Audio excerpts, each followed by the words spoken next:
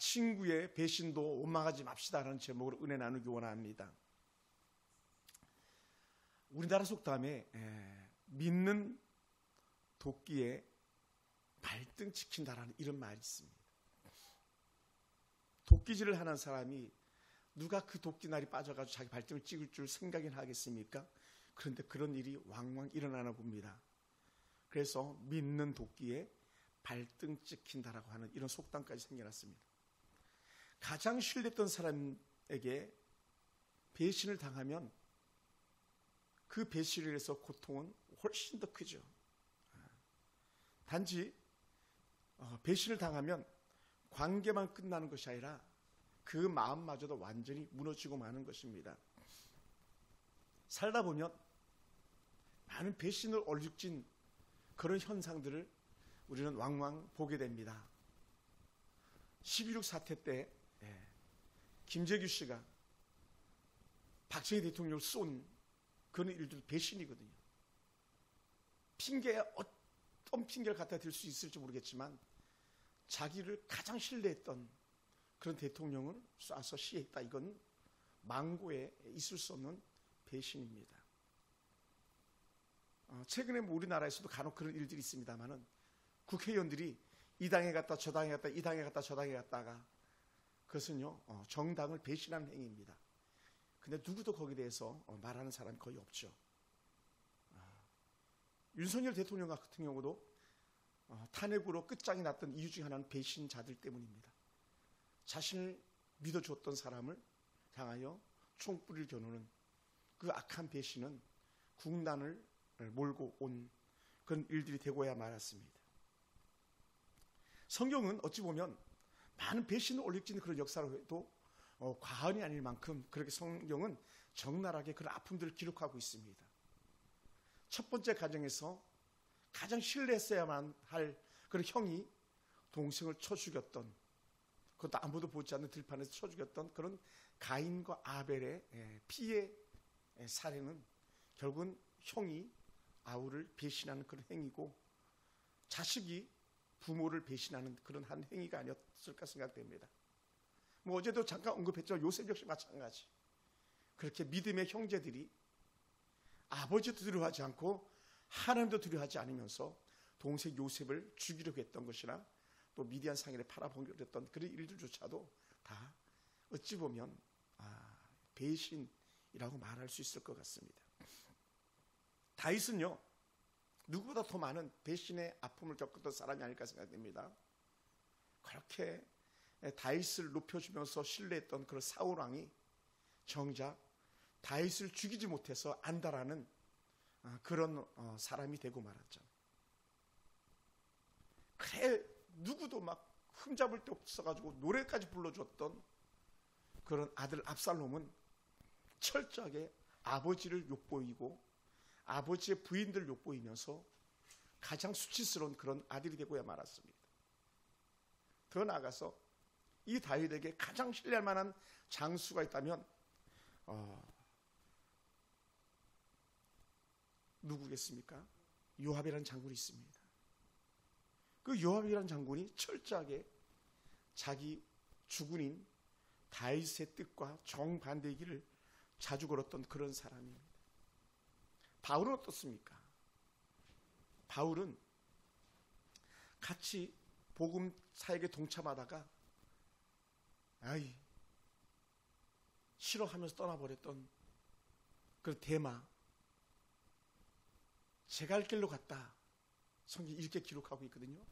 다른 말로 하면 자기 살 길 찾아서 바울이고 뭐고 다 때려치우고 나 세상 길로 가겠다 해서 가버린 그런 사람이 데마고, 마가는 그 힘겨운 선교 여행 일정에서 마가가 없으면 도무지 바울 사역이 이루어지지 않음에도 불구하고 그는 선교 사역이 힘들다고 바울을 뒤로하고 자기 살겠다고 길을 떠났던 그런 사람 중에 한 사람입니다. 어찌 이 바울이나 또 다른 어떤 사람들 뿐이겠습니까? 오늘 살아가는 우리 역시도 얼마나 많은 처절한 배신 혹은 배반 속에 살아오지 않았겠습니까? 가정에서도 많은 아픔들이 있습니다. 또 직장에서도 직장 상사로부터 아는 동료로부터 많은 아픔을 당하는 사람들이 있을 것입니다. 저도 살아오면서 그런 경우들을 많이 당해보았거든요. 교회 안에서도 마찬가지. 천년 만년 같이 있을 것 같지만 죽을 때까지 같이 있자고 했던 그런 사람들조차도 그것은 입에 침도 바르지 않은 거짓말이 그 열매가 되고 말았습니다. 친구 관계 속에서도 웃고 웃던 그런 친구들이 결국은 친구가 아닌 원수가 되는 그런 경우도 있습니다. 그리고 오래전에 영화지만 유호성이 등장하는 그런 영화에 내가 네 친구 아이가라는 그 한마디, 그 말을 남기고는 마침내 결국은 그 친구를 해하는 걸로 영화는 전개되고 있었습니다. 여러분, 예수님은 어떻습니까? 우리 예수님은 그 배신 앞에서도 그 배신자를 품어주셨던 그런 분이셨습니다. 3년 반 동안이나 예수님과 함께하면서 가장 귀한 자리를 차지했던 그 사람이 바로 가룟 유다였는데, 그 유다는 예수님을 철저하게 배신하고 말았습니다. 예수님과 떡을 함께 먹고 예수님과 함께 잠을 잤고 예수님과 함께 사람들을 살리는 현장에 늘 같이 다녔던, 그리고 누군가가 예수님에게 품돈을 주면 또 목돈을 주면 그것을 관리했던 그 사람이 가룟 유다였었는데, 그는 철저하게 예수님과 반대되는 길을 가고야 말았습니다. 은 30에 예수를 팔았고 입맞춤이라는 것으로 배신에 대한 사인을 긋고야 말았습니다. 당시 유대인들에게 입맞춤은요, 가장 존경과 사랑의 표현입니다. 그런데 가룟 유다는 가장 존경과 사랑을 표현하는 그 인사법조차도 틀을 깨버리고 만 그런 사람이 되고 말았습니다. 왜냐하면 원래는 예의상 또한 그 문화 관례상 윗사람이 먼저 아랫사람에게 입맞춤하지 아랫사람이 먼저 윗사람에게 입맞춤하지 않는다는 거예요. 그런 입맞춤들은 요즘도 흔히 일어나고 있지 않습니까? 그러므로 틀을 깼던 그런 가룟 유다의 배신의 입맞춤이 되고 말았습니다. 여러분, 이런 유다조차도 예수님께서는 품어주시는 그런 분이셨습니다. 그런데 이미 구약에 이런 잘못된 입맞춤을 했던 사람이 나오더라고요. 그게 누구냐면 바로 다윗의 가장 아꼈던 신복 요압입니다. 요압이 아마사에게 입을 맞추는 채 하면서 수염을 붙잡고는 칼로 그를 찔러 죽이는 사건이 사무엘하 20장에 등장합니다. 요압이 아마샤를 죽였던 분명한 이유가 있습니다. 그것은요, 요압은 항상 더 높은 지위를 원했고 자기 지위가 안전하기를 원했었습니다. 다윗이 그렇게 신뢰하고 존경스럽게 여겼던 사람임에도 불구하고 다윗에 대해서 늘 견제적인 그런 마음을 가지고 있었습니다. 그러므로 다윗이 요압을 해임하고 아마샤를 군대 장관으로 세우는 순간에 아마샤는 요압의 동역자가 아니라 요압의 원수가 되고 말았습니다. 그래서 요압이 마침내 결국은 아마사를 죽이고 말죠. 다윗은 틈날 때마다 요압이 죽은 자신의 말을 잘 들어주지 않는 것들도 알고 있었습니다. 그를 보직 해임시켰던 이유 중에 하나를 이렇게 성경학자들 들기도 합니다. 내 아들 압살롬을 죽이지 말고 살려와라. 그런데 요압은 자기 죽은의 말에 귀를 담아 듣지 않고 아주 철저하게 아들 압살롬을 죽이고 말았습니다. 이것은 아들 압살롬을 죽인 것이 아들 요압 그 압살롬을 죽인 것이 아니라 그의 아버지 다윗을 죽인 것과 매 한 가지였었습니다. 그래서 하나님은 우리에게도 늘 그런 마음을 주실지 모르겠습니다만은 다윗에게 그 속마음을 갖고 있게 했었습니다. 그래서 그가 후에 죽었을 때 죽기 전에 뭐라고 유언했습니까? 요압을 반드시 죽여라. 그렇게 말했던 적이 있었습니다. 여러분, 오늘 우리는 친구라는 이름을 가지고 있었지만 친구가 아닌 친구로 존재하는 그런 가룟 유다의 모습을, 또 때로는 요압의 모습을 우리는 볼 수 있는 듯합니다. 그것을 두 얼굴이라고 말하는 야누스라는 그런 얼굴을 가진 사람이라고 말합니다. 최근에 어느 정치인도 그런 얘기를 한 적이 있었어요. 내가 좋아한다니까 진짜 좋아하는 줄 아나 보지, 내가 존경한다니까 진짜로 존경하는 줄 아나 보지, 앞에서는 내가 당신을 존경합니다, 그리고 뒤돌아서서는 아유 저 바보 같은 놈, 내가 자기를 진짜 존경하는 줄 알아. 이런 사람이 있습니다. 야누스죠. 그런데 사람들은요 분별하지 못하죠. 왜냐하면 한쪽 면만 보기 때문에 그렇습니다. 양면을 다 봐야 되는데 우리는 한쪽 면에 집중하다 보면은 반대는 보이지 않는 그런 습성을 가지고 있습니다. 근데 오늘 이 가룟 유다가 예수께 나와서 인사하지 않습니까? 예수께 나와 라삐여 안녕하시옵니까? 입을 맞추니까 예수님께서는 뭐라고 말씀하십니까? 유다야 이렇게 하지도 않았어요. 아주 예수님은 친근하게 친구요, 내가 무엇을 하러 왔는지 행하라. 내가 무엇을 하러 왔는지 행하라. 예수님은 자신을 죽이기 위해서 입맞춤하는 그 유다를 향해서 이 나쁜 놈이나 이 배은망덕한 놈이나 그런 어떤 난폭한 단어를 쓰지 않고 오래도록 좋은 관계를 지속했다고 말하는 그런 단어인 헤타일이라는 그런 단어를 쓰면서 너는 친구다, 친구야, 너가 할 일을 해, 이렇게 말씀하시는 예수님의 그 마음을 보게 됩니다.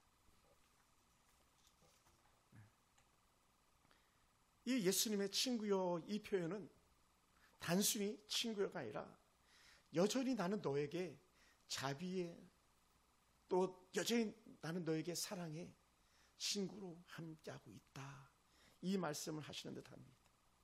그리고는 친구요, 이 말씀하시는 이유 중에 하나가 또 나름대로 해석해 보기는 유다야 할 수만 있으면 돌이켜라 하고 하는 마지막에 경고적인 그런 간청이 아니었었을까 생각해 보기도 합니다.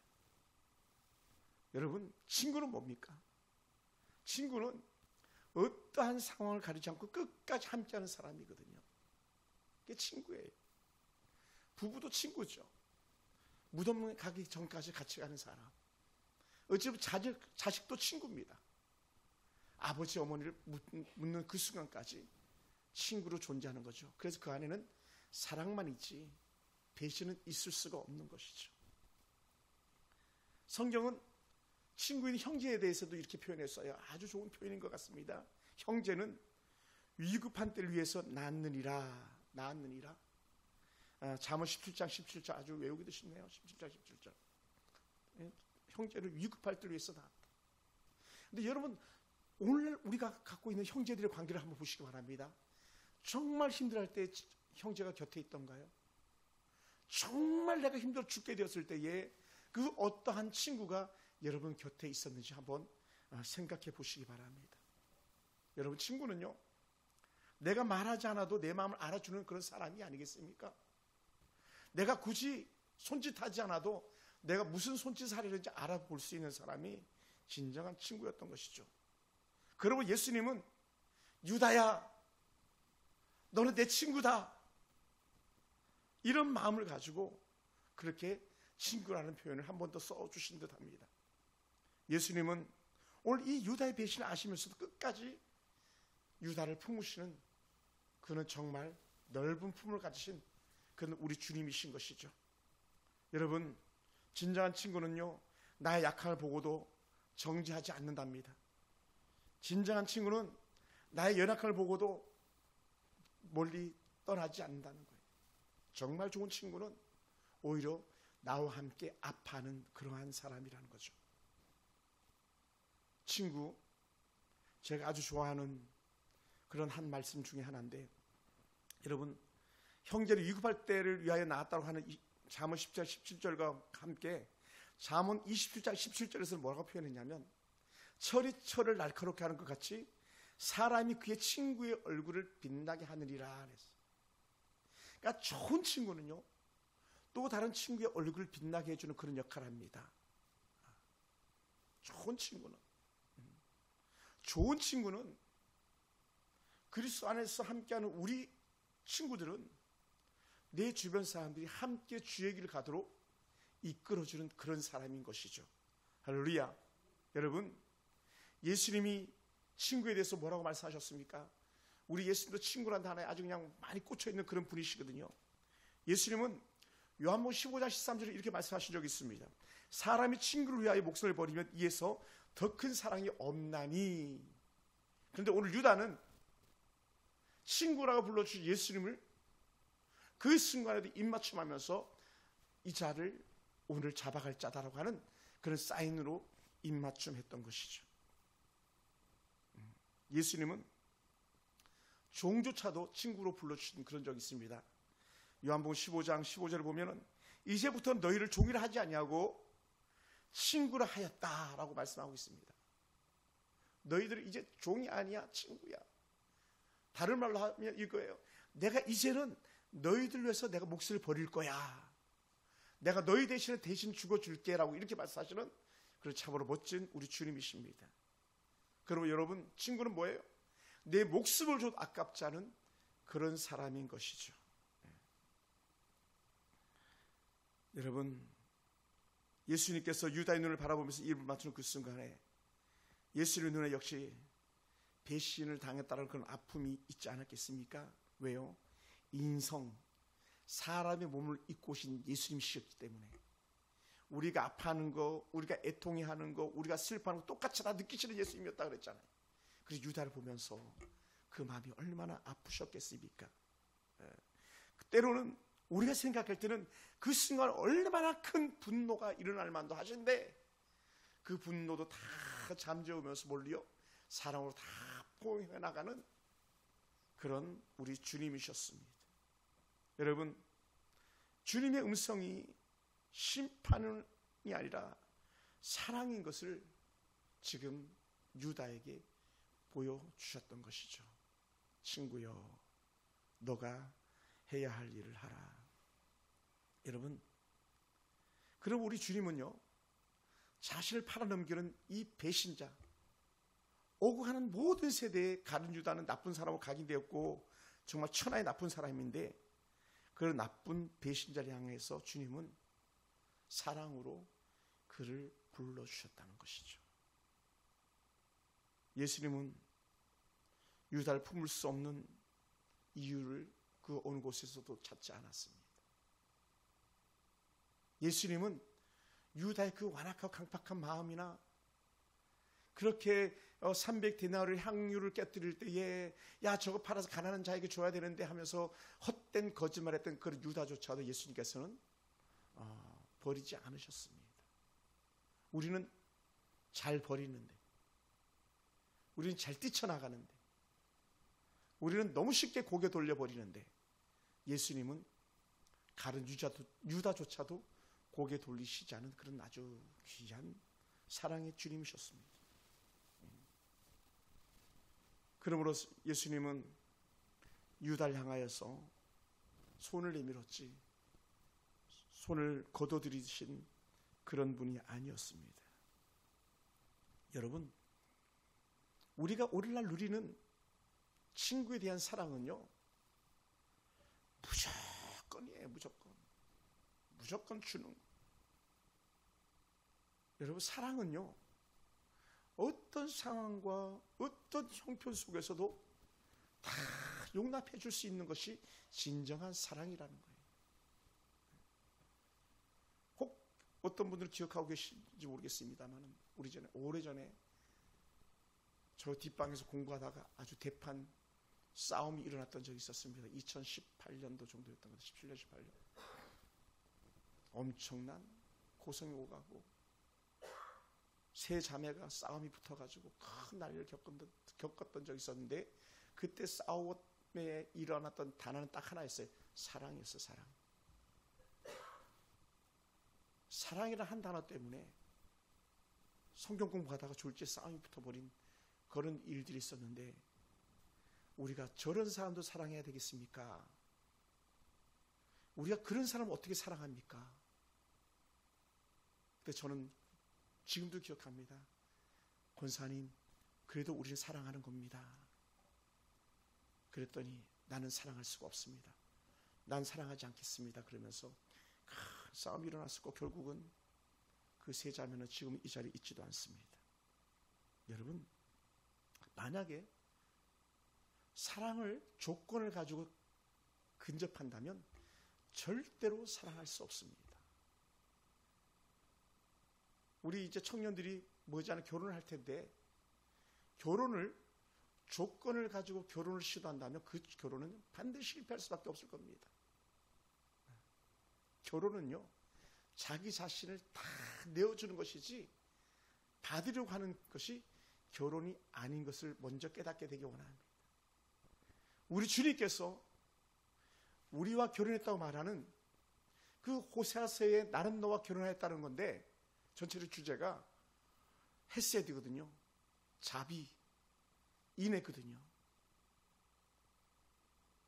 그렇게 호세아는 그 모순덩어리, 부족함 천지, 고매를 품고 또 품고 품고 또 품는 것이 호세아가 가지고 있는 하나님의 마음, 하나님의 사랑, 하나님의 인애였습니다. 그럼 호세아는 예수님의 좋은 믿음의 모델이었던 것이죠. 구약의 호세아를 보면 예수님의 인애, 예수님의 자비, 예수님의 사랑을 볼 수가 있는 거예요. 오늘 그렇다면 우리는 다른 유다를 대하시는 예수를 보면서 우리 뭘 찾아내야 되냐면 그 안에서 우리 하나님의 통 크신 사랑을 찾아내야 되는 줄 믿습니다. 할렐루야. 그런데 쉽지가 않습니다. 저도 쉽지가 않아요. 전도 쉽겠습니까? 저들 욕하고 싶고 때로는 때리고 싶고 원망하고 싶고 쏴주고 싶고 그런 마음이 왜 들지 않겠습니까? 그런데 우리 하나님의 통큰 사랑은 아니야. 다 걷어들여라. 다 걷어들여라. 다 걷어들여라 하는 거예요.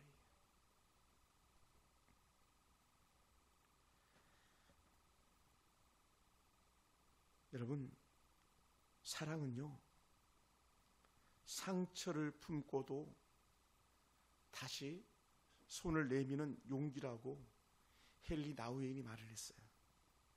그러다 보니까 가족은 가족들의 행위에 따라 사랑하는 것이 아니라 가족은 가족이기에 사랑하는 거예요. 가족은 가족이기에 용서하는 거예요. 국민은 대통령이기에 그를 존중하고 세워주는 거예요. 대통령은 당신의 친백성이기 때문에 국민을 사랑하고 존중하고 그를 위해서 목숨을 거는 거예요. 그것이 진정한 사랑이고 진정한 통치술인 것이죠. 그래서 우리 주님은 우리 위해서 그냥 다 내주신 거예요. 왜요? 그분이 왕이시잖아요. 또 때로는 종으로 오신 예수님, 마가복음의 전체적인 주제거든요. 종으로 오신 예수님은 종은 주인의 모든 것을 위해서 다 내어주는 거거든요. 죽으라면 죽는 거예요. 팔아버리면 팔려나가는 거예요. 그래서 예수님은 종으로 오셨던 예수님이었기 때문에 은30에 우리를 위해서 몸값을 대신 지불하시는 그런 예수님이셨던 것이죠. 여러분, 그리고 친구란 자신의 몸처럼 여기는 것이고 옳고 그름을 떠나서 언제나 어디서나 그와 함께함으로 모든 것을 품어주는 그런 역할을 하는 것이 바로 친구입니다. 그래서 저는 오늘 이 설교 원고를 타이핑하면서 이렇게 타이핑을 했습니다. 목자란 양의 모든 모습까지도 품고 사랑하는 것이다. 그래서 저는 다시 한 번 더 썼습니다. 신목사는 그런 목자가 될 것이다. 그리고 설교를 다 마치고 나서는 제가 한 친구에게 전화를 걸어 주었어요. 누구도 돌아보기 싫어하는 그런 한 친구였거든요. 선후배들이 다 던져버린 그런 한 친구였습니다. 그에게 전화하고 안부하고. 왜요? 친구는 뭐라고요? 그 모든 허물을 다 품어주는 거라고 그랬으니까요. 적용이 다른 곳에 있는 게 아니에요. 설교의 적용점이 거창한 게 아니에요. 만약 오늘 여러분이 예수님의 사랑과 예수님의 은혜와 예수님의 그 아름다운 은혜의 우정, 친구라고 하는 것을 들었다면 여러분이 그 누구에게도 손 내밀어 줄 수 있어야만 한 줄 믿습니다. 원수라도 친구 삼겠네. 예수님은 유다를 친구 삼으신 것처럼 우리 삶 가운데도 그러한 은혜가 있기를 원합니다. 물론 우리 이렇게 말하고 싶습니다. 목사님, 난 절대로 못합니다. 여러분만 못합니까? 저도 못합니다. 근데 우리는 그렇게 하려고 온 마음과 뜻을 다하는 사람이 돼야 되는 거예요. 할렐루야. 야, 나는 너 결혼할 때 10만 원 부주했는데 왜 너는 5만 원밖에 안 하니? 너는 내가 너희 엄마 장례식 갔는데 너는 왜 우리 장례식 오지도 않니? 막 이렇게 말하고 싶은데 그것조차도 아무것도 아닌 것처럼 여겨줄 수 있는 것이 우리 주님의 마음이어야 하는 줄 믿습니다. 우리가 그렇게 문제가 되더라고요. 최근에 어느 한 상가를 갔더니 그런 얘기를 하는 걸 들어보았습니다. 여러분, 다시 한번 말합니다. 사랑은요, 무조건 주는 것이지 받기 위해서 사랑을 주는 게 아니라는 거예요.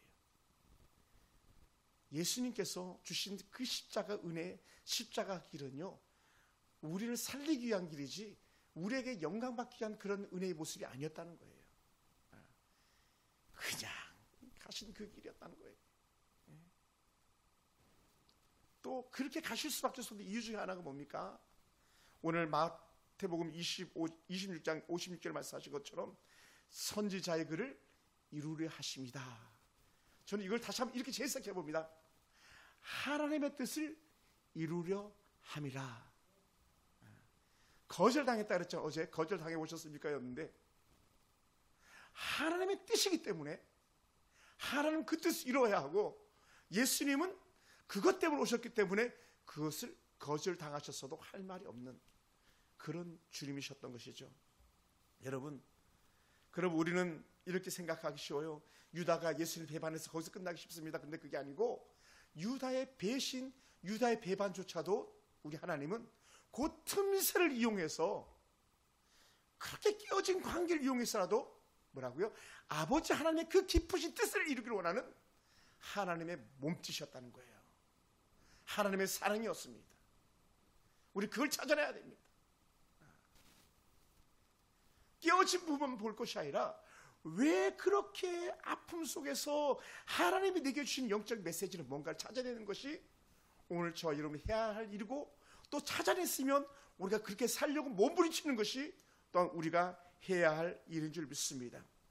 여러분, 최근에 가장 많이 읽혀지는 분의 그 책이 있다면 존 파이프 목사님일 겁니다. 이 존 파이프 목사님 이렇게 말씀하시더라고요. 하나님은 우리의 가장 쓰라린 순간을 통해 가장 위대한 계획을 이루신다. 오늘 이 말씀을 하시는 것이 얘기하면 선지자 뜻을 이루려 하심이라. 아마 존 파이프 목사님도 이 말씀을 보지 않았을까 생각이 됩니다. 야, 유다의 배신 사실은 그거 구약을 이루는 거야. 이렇게 말합니다. 나중에 시편을 읽다 보면요, 나의 하나님 어째 나를 버리셨나이까 막 이런 절규도 나오거든요. 근데 시편 22편의 말씀을 이루는 거예요. 그러니까 우리 주님은요, 모든 것이 다 전적으로 아버지 하나님의 뜻을 이루는 것이고 모든 것이 다 우리를 사랑하시는 표현인 거예요. 사랑의 징표이신 것이죠. 그러므로 사랑하는 성도 여러분, 조건이 좋을 때만 우리는 마음을 여는 것이 아닙니다. 조건이 나쁠 때도 우리는 더욱 마음을 열고 우리가 주님을 따르기를 원하고 주변 사람들 받아줄 수 있길 주로 축원합니다. 예수님은 단 한순간도 유다를 포기하신 적이 없습니다. 예수님 유다의 배신을 알면서도 그를 사랑으로 품으셨고요. 그러니 떡 하나라도 더 찍어서 그에게 주었던 것 아니겠습니까? 그 품으신 아름다운 증거가 바로 친구라는 그 마지막 유다를 향한 표현이었던 것이죠. 사랑하는 성도 여러분, 사람은요 언제든지 선을 악으로 바꿀 수 있습니다. 그러나 하나님은 악조차도 선으로 바꾸시는 그런 하나님이세요. 할렐루야. 저도 가끔은 친구들 대할 때 섭섭함이 가득할 때가 있습니다. 아주 오래전 친구들을 만날 때인데, 야, 그래도 너 예수 믿어야 되지 않겠니? 그러면 친구들은 한결같이 이렇게 말합니다. 너 그런 말 하려면 나한테 오지 마, 이렇게 얘기해요. 너 그 대신 그런 말만 안 하면 내가 소고기 사줄게. 여러분, 그게 얼마나 목사로서, 아니 목사가 무슨 말해? 그만하지. 이런 자식들 내가 갔으면 당연히 그만할 줄 여겨야 되는데, 그만큼 영적 세계는요 놀라운 악한 사단들의 방해가 있는 것을 여겨야 되지, 아유 내가 두 번 다시 너한테 가라보라 이렇게 생각해서 안 된다는 거예요. 그러니 어떻게 돼요? 가고 또 가고 가고 또 가고, 주고 또 주고 주고 또 주고. 그러므로 오늘 우리도 배신, 배반조차도 품을 수 있는 사람으로 우리를 부르신 줄 믿습니다. 우리는 배신에 분노로 반응하기 쉬운 사람들입니다. 누구처럼? 베드로처럼. 급히 칼을 빼내서 말고의 길을 단 일격에 잘라버리는 베드로처럼 그럴 수 있는 사람들입니다. 근데 중요한 게 뭡니까? 그게요 베드로의 일순간이었다는 거예요. 성경을 굳이 이렇게 자르려고 잘랐는지 모르겠지만, 오늘 제가 본문을 자를 때 56절 잘랐습니다. 뭐라고 말합니까? 마지막 56절 하반부 보면 이에 제자들이 예수를 버리고 도망하리라 이렇게 말했어요. 그런데요 그렇게 말씀하는 걸 끝난 것이 아니라 그 앞에다가 다 예수를 버리고 도망하리라 이렇게 얘기한 거예요. 그러니까 유다만 배신한 게 아니에요. 그 어떤 성도만 배신한 게 아니에요. 우리는 언제든지 누구든지 다 배신할 수 있는 충분한 그런 좀 나쁘게 표현하면 조건을 다 갖추고 있는 사람들이에요. 그런데 우리가 예수를 더 닮아가면 그런 조건들이 하나하나 깎아져서 없어지기 시작하는 거죠. 그리고 우리 속에 진짜 예수 닮은 형상이 나타나기 시작하는 거예요. 그 유명한 멋진 믿음의 사람들처럼. 사랑하는 성도 여러분, 말씀을 마무리하기 원합니다. 만약에 베드로가 예수님 말리시지 않았다면 말고의 길을 자른 다음엔 어떻게 했을 것 같아요? 가룟 유다를 죽이지 않았을까요? 아마 죽이고도 남았겠죠. 유다 너 그럴 줄 몰랐다. 중요한 건 뭐라고요? 자기도 같은 사람이면서 누구처럼? 유다처럼 같은 사람이잖아요. 어찌 보면 유다보다 더한지도 모르잖아요. 그에게는 씻을 수 없는 상처 3번 나 예수님 모른다고 부인했던 그런 유다잖아요. 그리고 훗날에 베드로가 제일 싫어하는 가게가 하나가 있어요. 교촌 치킨, 이런 통닭집. 베드로는 절대로 닭고기를 먹지 않는다는 그런 낭설이 있습니다. 닭의 울음소리를 들었을 때야 깨달았으니까. 한번 따라해 보셔도 나도 나은 게 없는 사람입니다. 여러분, 때로는 누군가가 좀 섭섭하게 하고 때로 누군가가 좀 더 안타까운 모습으로 다가온다면 우리는 뿌리치지 마시고 충분히 예수님처럼 품에 안아줄 수 있는 그런 사람이 되기 원합니다.